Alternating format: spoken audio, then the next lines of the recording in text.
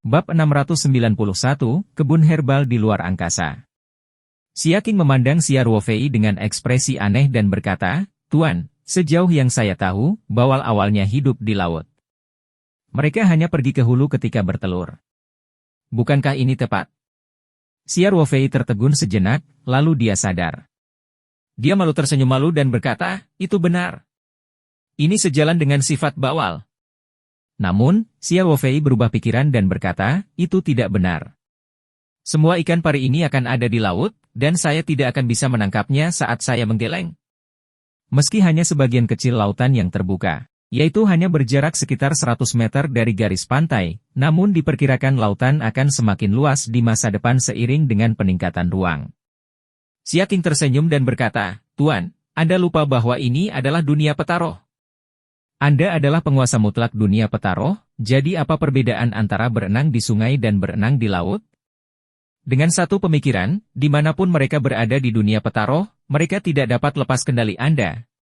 Itu masuk akal. Xia Ruofei kembali sadar dan berkata sambil tersenyum, "Xia Qing, dunia Petaroh semakin besar. Terkadang, saya benar-benar lupa bahwa ini hanyalah ruang buatan." Xia Ruofei mencoba merasakannya. Setiap helai rumput dan pohon di seluruh ruangan, termasuk setiap ikan pari kecil yang kembali ke laut, masih bisa dirasakan dengan jelas olehnya.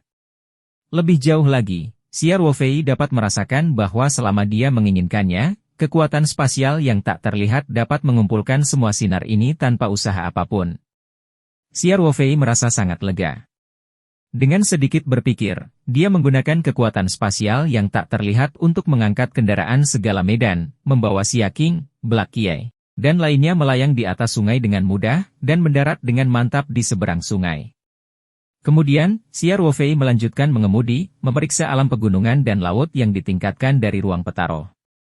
Xia Ruofei menyadari bahwa wilayah laut pegunungan adalah garis pantai, dan 2/3 sisanya masih merupakan daratan.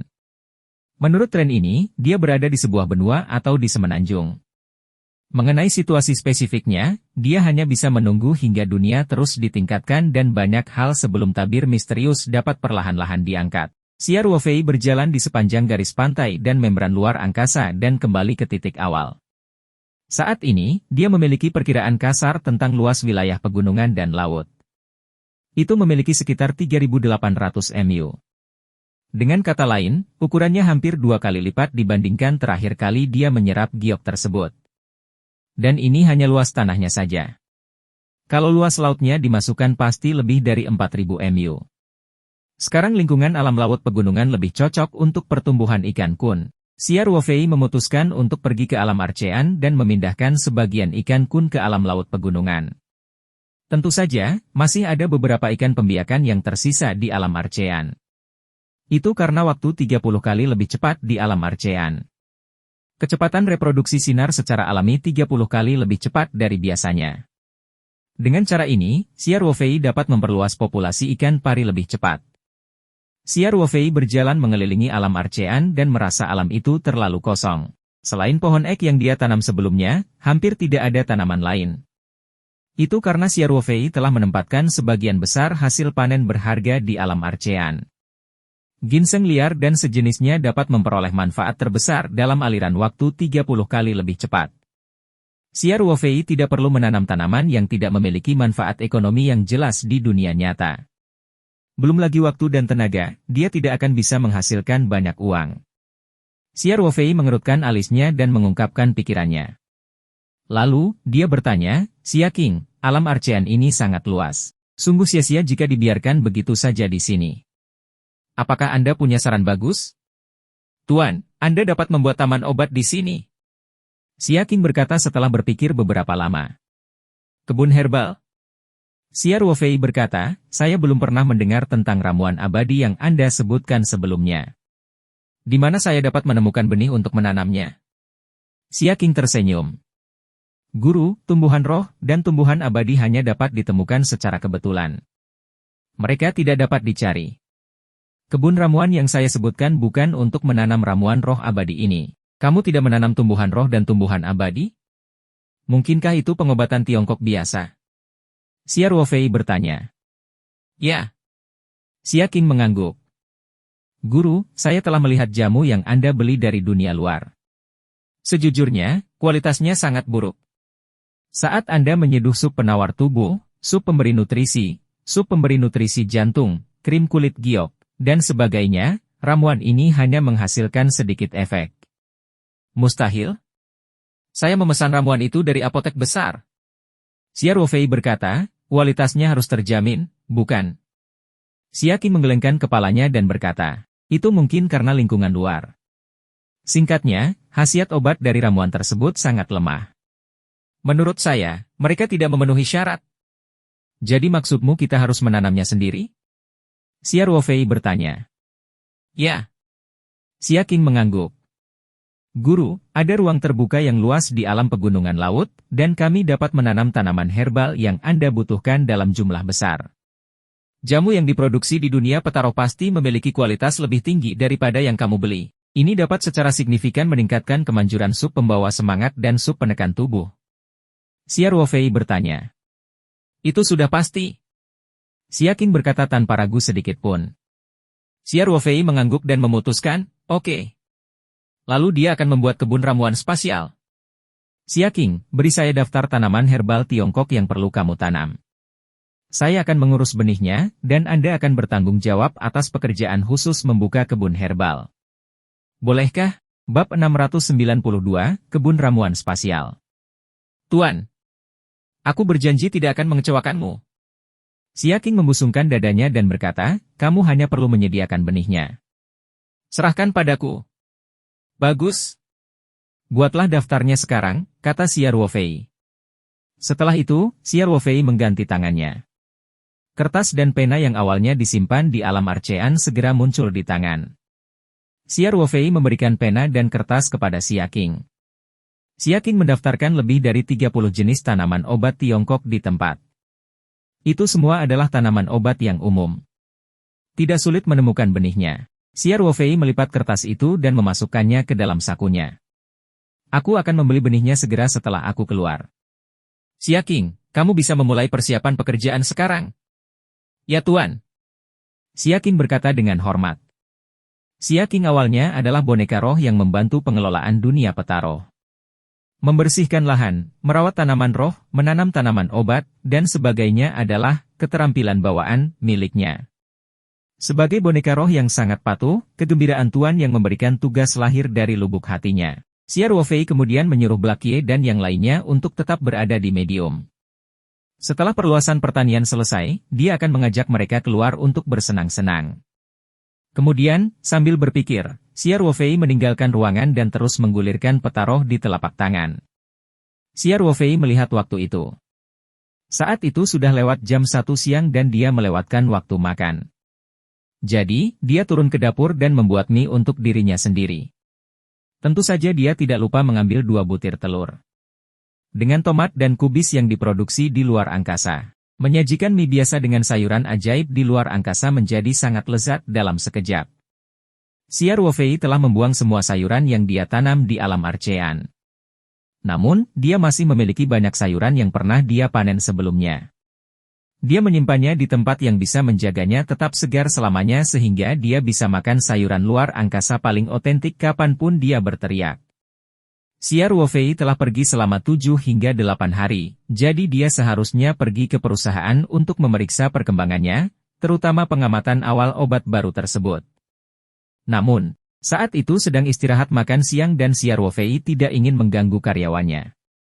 Jadi, dia cukup mengemudikan truk pikap itu menjauh dari pertanian dan langsung menuju ke perusahaan benih di kota. Perusahaan benih Sanshan adalah perusahaan terbesar di seluruh provinsi Tenggara. Mereka menjual semua benih umum pengobatan Tiongkok. Xia Ruofei mengikuti daftar Xia Qing dan membeli semua benih yang dia butuhkan sekaligus. Bibit obatnya ada lebih dari 30 jenis, dan masing-masing dibelinya 5 kati. Xia Ruofei merasa dengan begitu banyak benih, itu sudah cukup untuk digunakan Xia Qing. Ada lebih dari 50 kilogram benih. Yang mahal harganya beberapa ratus yuan per kilogram, dan yang lebih murah hanya berharga 10 hingga 20 yuan. Xia Ruofei menghabiskan total lebih dari 5.000 yuan dan meninggalkan perusahaan benih kota dengan sekantong besar benih obat yang telah disortir dan dikemas. Xia Ruofei tidak segera kembali ke pertanian. Sebaliknya, dia berkendara ke pinggiran utara kota Sanshan. Ada banyak perusahaan yang menjual mesin pertanian di sana. Xia Ruofei telah mempertimbangkan bahwa area penanaman sangat luas sehingga akan sangat tidak efisien jika mengandalkan tenaga Xia Qing untuk mengolah lahan. Oleh karena itu, dia pergi untuk melihat apakah ada mesin kecil yang bisa digunakan. Setelah berkeliling berbelanja, Xia Ruofei benar-benar mendapatkan beberapa keuntungan.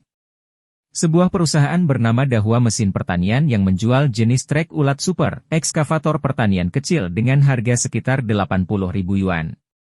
Dibandingkan dengan mesin pengait teknik yang harganya ratusan ribu atau bahkan jutaan, ini adalah harga yang bagus.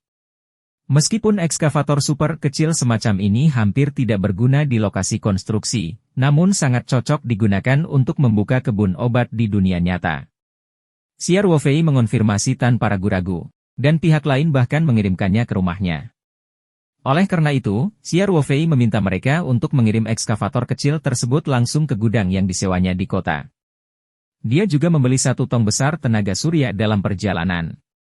Di gudang, Xia Ruofei membawa ekskavator, solar, dan benih yang baru saja dibelinya ke dalam media.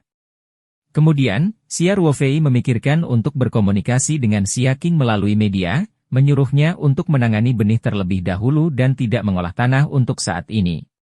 Semuanya bisa dibicarakan setelah dia masuk ke medium. Setelah itu, Xia Ruofei kembali ke pertanian. Ketika dia kembali ke pertanian, waktu sudah menunjukkan pukul 3 sore. Dia memarkir mobilnya di gedung umum dan naik ke kantor Feng Jing. Buk buk buk. Xia Ruofei dengan lembut mengetuk pintu. Feng Jing mendongak dan melihat Xia Ruofei. Dia segera berdiri dan tersenyum. Ketua, Anda akhirnya bersedia kembali ke 3 gunung? Saya pikir Anda telah jatuh ke tanah lembut di ibu kota dan melupakan rumah. Xia Ruofei berpura-pura serius dan berkata, apa yang kamu katakan? Saya sedang melakukan urusan resmi di Beijing. Bukankah kita sudah menyelesaikan urusan kita? Feng Jing melihatnya. Saya mendengar dari Sui Jinshan bahwa ketua secara pribadi datang dan mendapat persetujuan pada malam yang sama. Dia sangat mendominasi. Xia Ruofei berkata tanpa daya, ada hal lain yang harus saya lakukan di ibu kota. Bukankah aku buru-buru kembali begitu aku selesai? Aku tidak berani peduli kamu. Feng Rao berkata sambil tersenyum. Selain itu, kami semua terbiasa jika Anda menghilang dari waktu ke waktu. Bagaimanapun, perusahaan akan tetap beroperasi tanpa pimpinan. Itu benar. Ini salahku karena memiliki manajer umum yang berbicara. Xia Ruofei bertanya sambil tersenyum, Presiden Feng, bagaimana kabar perusahaannya hari ini? Bab 693, Kebun Ramuan Spasial Bagian 2. Semuanya normal. Feng Jing berkata, proyek perluasan akan selesai dalam waktu sekitar 1 minggu. Mengingat perusahaan kami memiliki dana yang cukup, jadi tidak akan menjadi masalah untuk membayar proyek tersebut. Itu bagus. Xia Ruofei tersenyum dan berkata, saya harus menyiapkan benihnya terlebih dahulu. Dengan banyaknya rumah kaca sayuran, pasokan benih harus tetap mencukupi. Ya. Cao Tieshu sudah mencariku, tapi kamu selalu bertanggung jawab secara pribadi atas masalah benih, jadi aku menyuruhnya menunggumu kembali, kata Feng Ke. Jangan khawatir. Tidak ada waktu untuk menahannya. Xia Ruofei berkata sambil tersenyum. Selain itu, setelah perluasan pertanian selesai, akan terjadi kekurangan tenaga kerja di rumah kaca. Feng Rao berkata, saya sudah meminta Cao Tieshu untuk merilis berita buruk tersebut.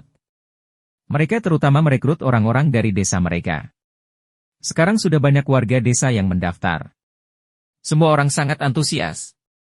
Itu sudah pasti. Xia Ruofei tertawa dan berkata, efek teladan dari kumpulan pekerja Cao Tieshu sungguh luar biasa. Semua orang di desa iri dengan pendapatan dan kesejahteraan mereka saat ini. Xia Ruofei tidak akan peduli dengan pemanasan. Dia hanya akan merekrut beberapa pekerja rumah kaca. Dia akan menjadi manajer lepas tangan dan membiarkan Feng Jing mengurusnya. Dia akan membiarkan Cao Tieshu mengambil alih urusan spesifiknya. Bagaimanapun juga, Cao Tieshu lah yang menggunakan dan mengelola konservasi tersebut. Terlebih lagi, jika dia mendelegasikan wewenang yang sesuai, Cao Tieshu akan memiliki prestise yang lebih tinggi di desa. Pada saat yang sama, loyalitasnya kepada perusahaan akan meningkat secara alami. Selanjutnya, Xia Ruofei bertanya tentang pengamatan awal obat baru tersebut yang paling dia khawatirkan. Feng Jing memberitahu Xia Ruofei bahwa Badan Pengawas Obat dan Makanan Provinsi sangat efisien dalam pemeriksaan awal sup bergizi jantung. Proses pemeriksaan pendahuluan sudah dimulai pada hari kedua setelah kembalinya Sue Jinshan. Selain itu, Hikun, Wakil Direktur Badan Pengawasan Obat dan Makanan, secara pribadi telah maju untuk berkoordinasi dengan Komisi Kesehatan dan Perencanaan Provinsi untuk mengatur Rumah Sakit Perguruan Tinggi Kedokteran Peking Union, yang lebih berwibawa di bidang bedah saraf anak, menjadi rumah sakit. Unit Uji Klinis. Saat ini, Rumah Sakit Peking Union Medical College sedang memilih subjek uji dan kelompok kontrol yang sesuai dengan persyaratan uji klinis. Mereka bersiap untuk melakukan uji klinis tahap pertama dalam situasi double blind. Yang disebut tes double blind adalah membagi subjek tes menjadi kelompok eksperimen dan kelompok kontrol. Mereka masing-masing akan menggunakan obat percobaan, obat kontrol, atau obat placebo. Para peneliti dan subjek tes tidak akan mengetahui kelompok subjek tes mana yang ditugaskan atau obat apa yang diminumnya. Kemajuan yang luar biasa. Xia Ruofei berkata dengan heran. Siapa bilang bukan? Feng Jing berkata, menurut peraturan, pengamatan pertama harus dilakukan melalui pengamatan teknis, dan kemudian inspeksi uji coba di lokasi, lingkungan produksi. Sampelnya juga harus diuji. Tautan ini belum selesai. Kami bahkan belum menyiapkan obat untuk uji klinis. Setelah berdirinya perusahaan farmasi, mereka tidak memiliki pabrik farmasi sendiri, jadi apa yang dikatakan Feng Jing tentu saja tidak mungkin. Obat-obatan yang digunakan dalam percobaan Xia Ruofei semuanya dibuat oleh Xia Ruofei pada menit terakhir. Xia Ruofei sedang berada di Beijing akhir-akhir ini, jadi Sue Jinshan tentu saja tidak bisa membuat sup yang menyehatkan jantung. Xia Ruofei tersenyum dan berkata, sepertinya pekerjaan kita tertinggal. Presiden Feng, Anda harus mempercepat kemajuan di pihak Anda. Bagaimana pemeriksaannya hari ini? Dia harus membeli pabrik farmasi secepat mungkin. Kita masih harus melakukan penyesuaian pada jalur produksi, membenahi proses produksi, mengatur ulang parameter, dan lain sebagainya.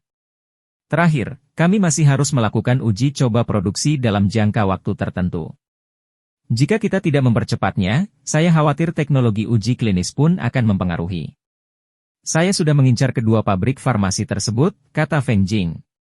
Saya juga telah melakukan kontak awal dengan mereka. Saya hanya menunggu Anda kembali dan membuat keputusan akhir. Xia Ruofei tersenyum dan berkata, lalu tunggu apa lagi? Sekarang, tolong beritahu saya tentang masalah ini. Ayo pergi ke ruang pertemuan dan hubungi Sue Jinshan dan yang lainnya. Bab 694. Keputusan akhir. Sue Jinshan memimpin beberapa orang baru di lembaga penelitian untuk meneliti beberapa hal mengenai pengamatan awal sup bergizi jantung. Persetujuan obat baru melibatkan banyak aspek. Sekarang Sue Jinshan bertanggung jawab atas masalah ini, dia berada di bawah banyak tekanan. Setiap hari, ia membawa beberapa mahasiswa sarjana untuk bertemu dan melakukan penelitian. Ketika dia mendengar bahwa Xia Ruofei telah kembali, Sue Jinshan segera menghentikan aktivitasnya dan berlari ke ruang pertemuan dengan laptopnya. Presiden Xia. Sue Jinshan berkata dengan gembira begitu dia masuk, pemeriksaan pendahuluan berjalan sangat lancar.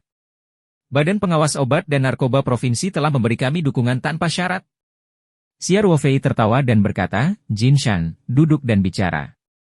Direktur Feng sudah memberitahuku tentang masalah. Semua orang telah bekerja keras selama periode ini. Tidak sulit sama sekali. Sue Jinshan tersedak. Semua orang penuh energi bekerja untuk ketua Xia. Tidaklah berlebihan untuk mengatakan bahwa selain Xia Ruofei, Sue Jinshan adalah orang yang paling mengetahui hati sup bergizi. Dia sangat jelas bahwa begitu obat baru ini memasuki pasar, pasti akan menjadi topik global. Ketika dia memikirkan tentang bagaimana dia akan menciptakan sejarah, Sue Jinshan dipenuhi dengan antusiasme. Xia Ruofei tersenyum dan berkata, kita akan berdiskusi tentang persetujuan obat baru nanti. Saya menelepon Anda ke sini hari ini untuk membahas akuisisi pabrik farmasi. Seperti yang Anda ketahui, proses persetujuan obat baru ini berjalan cukup lancar, dan kemajuannya jauh melampaui ekspektasi kami. Sangat mendesak untuk mengakuisisi pabrik farmasi untuk menguji produksi massal. Ya. Presiden Xia, banyak pekerjaan yang akan terhenti pada tahap awal karena lokasi produksi kami belum ada. Kata Sui Jinshan, merasakan hal yang sama. Saat ini, Feng Jing masuk ke ruang pertemuan dengan beberapa tumpukan dokumen. Ketua, setelah penyelidikan awal, kami telah memilih 2 pabrik farmasi sebagai target akuisisi potensial. Informasi spesifiknya ada di sini, Anda dapat melihatnya terlebih dahulu. Setelah itu, Feng Jing memberi isyarat kepada asistennya, Liu Qian, untuk membagikan informasi tersebut kepada Xia Ruofei dan Sui Jinshan.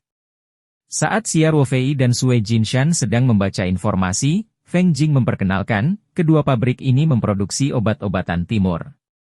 Salah satunya adalah obat-obatan Minjiang dari Sanshan, dan yang lainnya adalah obat-obatan Nanyue di Songping. Xia Ruofei dengan santai membalikannya dan mengangkat kepalanya untuk tersenyum. Karena kedua perusahaan ini menarik perhatian Anda, mereka pasti memiliki kelebihannya masing-masing. Presiden Feng, tolong perkenalkan kelebihan dan kekurangannya. Feng Jing mengangguk. Pertama, mereka berdua adalah perusahaan obat Tiongkok. Kita dapat menggunakan jalur produksinya secara langsung. Selain itu, kedua perusahaan tersebut berniat menjual produknya karena manajemen yang buruk. Feng Rao menyesap airnya dan melanjutkan, izinkan saya berbicara dulu tentang obat-obatan Minjiang. Kelebihannya terletak di kota Sanshan, dan perusahaan kami memiliki manajemen yang terpusat. Selain itu, kami telah memeriksa perusahaan farmasi ini. Lini produksi diperbarui setahun yang lalu, dan setidaknya 90% baru. Sebaliknya, obat-obatan Nanyue sedikit lebih besar daripada obat-obatan Minjiang. Mereka memiliki 3 bengkel produksi steril, sedangkan farmasi Minjiang hanya memiliki 2. Selain itu, obat-obatan Nanyue memiliki persetujuan produksi untuk banyak jenis obat Tiongkok, yang juga membuat obat-obatan Minjiang lebih lemah daripada obat-obatan tersebut. Apakah mereka sudah mengajukan penawaran? Xia Ruofei mengangguk. Itulah yang hendak saya katakan, kata Feng Rao. Kedua perusahaan, penawarannya hampir sama, sekitar 25 juta. Saya telah melihat pasarnya, dan harga transfer pabrik farmasi sekecil itu kira-kira pada level ini. Mereka tidak meminta terlalu banyak. Setelah mengatakan itu, Feng Rao tiba-tiba mengganti topik dan berkata, namun, dengan harga yang sama, obat-obatan Nanyue jelas memiliki keunggulan. Pabrik mereka tidak hanya lebih besar dari obat-obatan Minjiang, tetapi mereka juga memiliki 5 izin produksi lebih banyak daripada obat-obatan Minjiang. Izin ini saja sudah bernilai banyak uang. Jika bukan karena lokasi geografisnya, saya pasti akan condong ke arah kerajaan Gerhana Selatan. Xia Ruofei tersenyum tetapi tidak langsung mengungkapkan pendapatnya. Sebaliknya, dia melihat ke arah Sui Jinshan dan bertanya, Jinshan, bagaimana menurutmu? Sui Jinshan bergumam pada dirinya sendiri sejenak sebelum membalik-balik informasi di tangannya. Dia dengan hati-hati berkata, Presiden Xia, saya pribadi berpikir. Kita dapat mengesampingkan persetujuan produksi untuk saat ini. Kalaupun kita mengakuisisi pabrik farmasi, kecil kemungkinannya kita bisa terus memproduksi obat-obatan yang sudah mereka produksi sebelumnya. Proyek sup yang menyehatkan jantung akan mampu mengungguli 10 proyek lainnya. Xia Ruofei mengangguk dan berkata, CEO Feng, saya setuju dengan Jinshan. Setelah kami mengakuisisi pabrik farmasi, kami hanya akan memproduksi sup yang menyehatkan jantung dalam jangka pendek. Persetujuan produksi untuk obat Tiongkok lainnya tidak akan banyak berguna bagi kami. Jika kita menghapus persetujuan tersebut, maka obat-obatan Minjiang dan obat-obatan Nanyu pada dasarnya setara, Feng Jing mengangguk. Obat-obatan Nanyue mungkin sedikit lebih besar, tetapi lini produksi obat-obatan Minjiang telah diperbarui, dan harga tanah di kota Sanshan tidak dapat dibandingkan dengan harga di kota Songping. Xia Ruofei terdiam pada waktu yang lama. Dia dengan hati-hati membandingkan 2 dokumen di tangannya dan akhirnya mengangkat kepalanya. CEO Feng, dari sudut pandang manajemen perusahaan, obat-obatan Minjiang jelas lebih cocok. Selain itu, lini produksi mereka yang 90% baru lebih menarik bagi saya dibandingkan obat-obatan Nanyue, yang memiliki bengkel steril tambahan. Pendapat pribadi saya condong ke arah obat-obatan Minjiang. Baiklah, kalau begitu kita akan fokus berdiskusi dengan perusahaan farmasi Minjiang. Feng Jing mengangguk. Xia Ruofei setuju, jangan langsung memutuskan kontak dengan obat-obatan Nanyue. Ayo gunakan itu sebagai alternatif. Selain itu, jangan biarkan perusahaan farmasi Minjiang mengetahui bahwa kita sedang terburu-buru mengakuisisi pabrik farmasi. Saya rasa saya tidak perlu mengajari Anda keterampilan negosiasi. Bab 695. Keputusan akhir bagian 2. Dipahami? Feng Rao berkata sambil tersenyum. Ketua, penjualan tunai obat-obatan Min Jiang masih sangat mendesak. Saya yakin perusahaan ini akan mampu mencapai kemajuan besar dalam waktu dekat. Xia Ruofei mengangguk dan berkata, kamu harus cepat menyelesaikan masalah ini. Mengenai negosiasi ini, saya tidak memiliki permintaan lain, dan saya juga tidak akan menetapkan batasannya untuk Anda. Kalaupun harga akhirnya hanya 25 juta, saya bisa menerimanya. Feng Jing mengangguk. Saya mengerti, Ketua. Saya akan menghubungi farmasi Min Jiang hari ini untuk melakukan negosiasi mendalam. Saya akan melaporkan kepada Anda segera setelah ada kemajuan. Xia Ruofei mengumpulkan informasi dan berdiri. Bagus. Kalau begitu, semuanya, ambil posisi dan lakukan apa yang menjadi tanggung jawabmu. Feng Rao dan Sui Jinshan juga berdiri. Pada saat ini, Feng Rao tiba-tiba berkata, ngomong-ngomong, Ketua, Jiang Hua sepertinya sedang mencarimu di bengkel budidaya bawal. Xia Ruofei tertegun dan dengan cepat bertanya, apakah ada masalah dengan bawalnya? Mungkinkah telah terjadi banyak kematian? Saya tidak terlalu yakin tentang hal itu, kata Feng Rao, tetapi ini bukanlah kematian massal ikan bawal. Jika sesuatu yang begitu serius terjadi, Jiang Hua pasti akan melaporkannya kepadanya. Mengapa tidak melihat langsung bengkel budidaya bawal? Jiang Hua pasti berada di kolam ikan sekarang.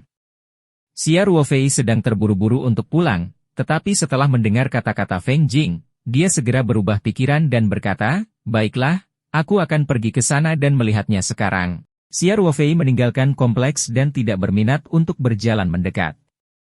Ia mengemudikan mobil pikap langsung menuju bengkel budidaya bawal.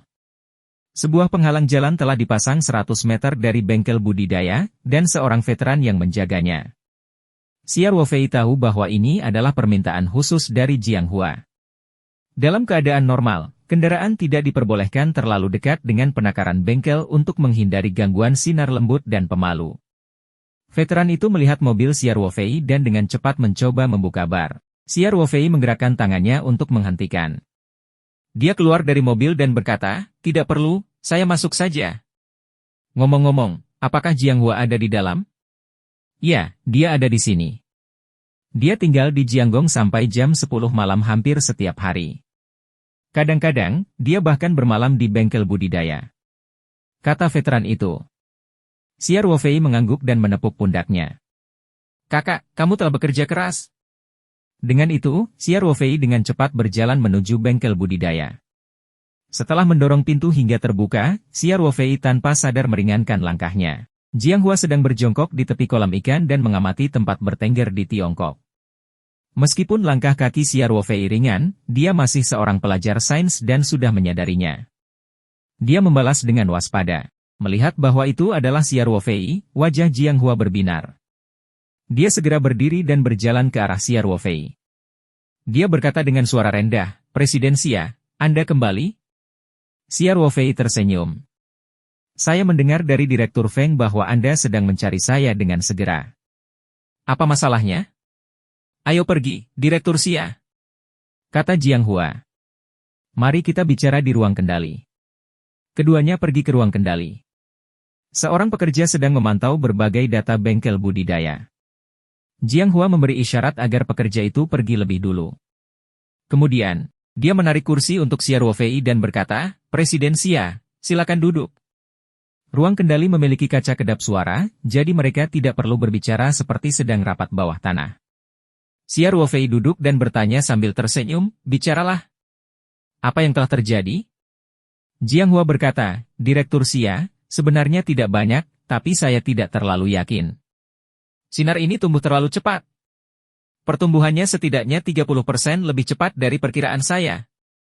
Kalau terus begini, kita mungkin bisa memanen ikannya 3 bulan sebelumnya. Xia Ruofei tersenyum dan berkata, bukankah itu hal yang baik? Kenapa kamu begitu gugup? Jiang Hua berkata, Direktur Xia, saya tidak pernah percaya diri. Saya telah beternak ikan beluga selama bertahun-tahun, namun saya belum pernah melihat ikan beluga tumbuh begitu cepat. Saya pernah mendengar bahwa ikan tenggeran Cina tumbuh lebih lambat, namun sekarang justru sebaliknya. Ini bahkan lebih cepat daripada tempat bertengger di Amerika Serikat yang saya pelihara. Presiden Xia, ini seharusnya tidak ada masalah, kan? Xia Ruofei tertawa dan berkata, masalah apa yang mungkin terjadi? Bayi bawal kami sudah membaik semua. Tidak hanya lebih kuat dari bawal biasa, tapi mereka juga tumbuh lebih cepat, dan dagingnya empuk seperti bawal liar.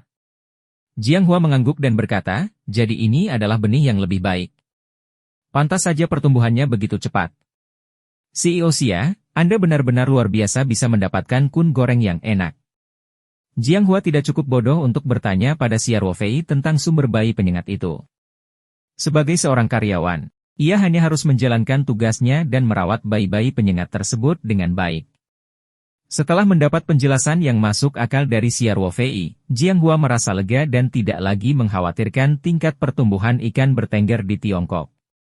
Xia Ruofei tersenyum. Jiang Gong, temanku telah menyiapkan ikan baru. Mereka harus segera dikirim. Anda harus siap menerimanya kapan saja. Tidak masalah. Jiang Hua berkata dengan penuh semangat. Presiden Xia, banyak kolam ikan kita yang masih kosong, menunggu anakan ikan datang. Semakin banyak ikan bagus, semakin baik. Yang terbaik adalah memiliki beberapa batch lagi, sehingga kita dapat menjual ikan dewasa setiap bulan. Jangan khawatir. Ikan itu pasti akan dikirim dalam arus yang tiada habisnya. Kata Xia Ruofei, itulah mengapa kami hanya bertanggung jawab atas pembiakan. Anda tidak perlu khawatir tentang pembiakan bawal. Dipahami, kata Jiang Hua.